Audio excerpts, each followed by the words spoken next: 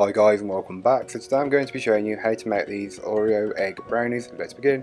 Into a bowl you'll want to add your melted butter and your cocoa powder and mix the two together until they are very well combined. It will become a shiny and glossy mixture. Once you've achieved shiny and glossy, you can then add in all of your granulated sugar and just start to mix it in until it's incorporated. This will make the mixture granular, but don't worry, you'll be able to fix this once you add in the eggs.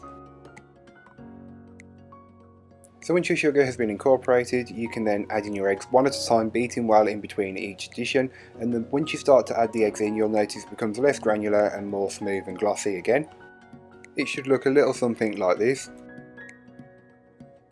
So then into the bowl you'll want to add the dry ingredients along with the Oreos, and then just fold it in using a rubber spatula. So then be careful not to over mix the mixture, otherwise this will overwork the gluten and make the brownies tough.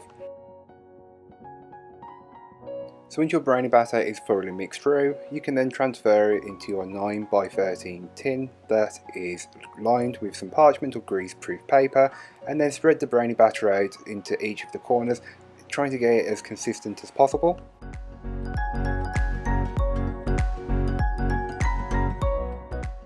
So once your brownie batter is spread out, you can then start to place in the Oreo eggs, not whole. I've cut mine into quarters, but feel free to put them in halves or even whole if you really wanted to, but again it's totally optional and up to you.